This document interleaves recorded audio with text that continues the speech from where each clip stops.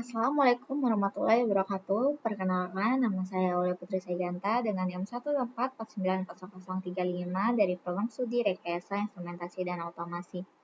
Di sini saya akan mengerjakan tugas video praktikum pertemuan ketiga, yaitu membuat video menjelaskan fungsi pin ESP32 yang akan kalian pakai untuk tugas besar dan jelaskan komunikasi yang ada di microcontroller serta jelaskan program komunikasi I2C UART atau SPI. Langsung aja di sini saya akan menjelaskan pin komunikasi I2C pada microcontroller ESP32 DevKit V1 pinout. Gambar yang ditampilkan merupakan pinout dari ESP32 yang menunjukkan fungsi dari setiap pin yang terdapat pada board ini. Dengan memahami pinout ini, kita dapat mengetahui pin mana aja yang digunakan untuk komunikasi dengan perangkat lain. Oke, pertama di sini ini ada ESP32 DevKit V1 merupakan sebuah board microcontroller yang cukup populer dalam pengembangan sistem embedded dan IoT. Pada bagian tengah board ini terdapat modul ESP WIRUM32 yang berfungsi sebagai unit pemrosesan utama. Modul ini juga udah dilengkapi dengan prosesor, memori, serta kemampuan komunikasi seperti Wi-Fi dan Bluetooth. Selain itu juga, ESP32 juga memiliki banyak pin GPIO yang dapat digunakan sebagai input maupun output digital. Oke, lanjut ke area pin yang ada di sebelah kanan, yaitu ini salah satu protokol komunikasi yang sering digunakan pada microcontroller adalah I2C atau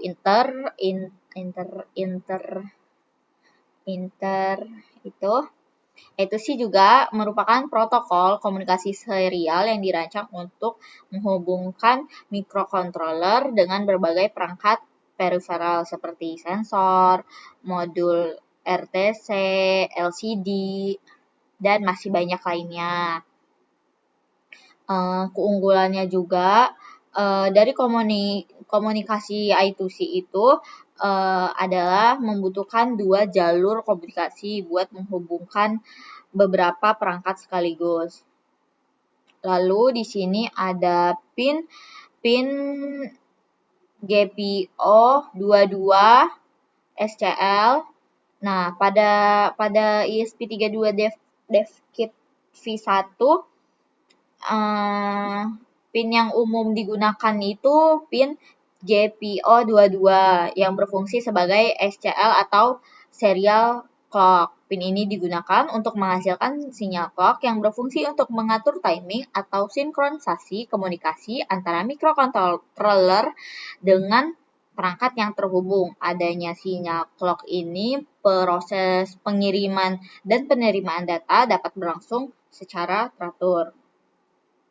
Lalu ada pin GPO21 SDA. Selain itu juga ini berfungsi sebagai serial data. Pin ini merupakan jalur utama yang digunakan untuk mengirim dan menerima data antara ESP32 dengan perangkat lain di dalam sistem I2C itu tersebut. Melalui jalur SDA ini, data akan dikirim dalam bentuk sinyal digital antara master dan slave. Lalu di sini saya akan menjelaskan cara kerja I2C-nya. Dalam sistem komunikasi, I2C terdapat dua jenis, yaitu master dan slave. Perangkat master itu perangkat yang mengontrol jalannya komunikasi dan menghasilkan sinyal clock.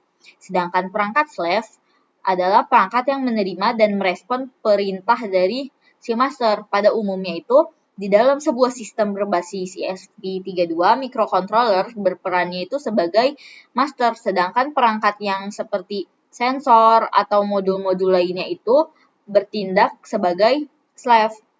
Setiap perangkat slave pasti memiliki I2C yang berbeda, sehingga beberapa perangkat dapat dihubungkan pada jalur yang sama tanpa adanya konflik komunikasi.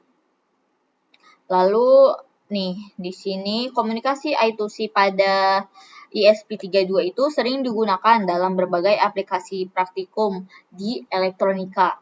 Contohnya menghubungkan ESP32 dengan sensor suhu atau kelembapan, modul RTC untuk mengatur waktu, sensor gerak, serta LCD modul I2C. Dengan menggunakan komunikasi ini, beberapa perangkat juga dapat dihubungkan hanya dengan menggunakan dua pin, yaitu SDA dan SCL nih. Sehingga penggunaan pin SDA dan SCL ini pada microcontroller itu jadi lebih efisien. Nah, berdasarkan penjelasan tersebut dapat disimpulkan bahwa komunikasi I2C pada ESP32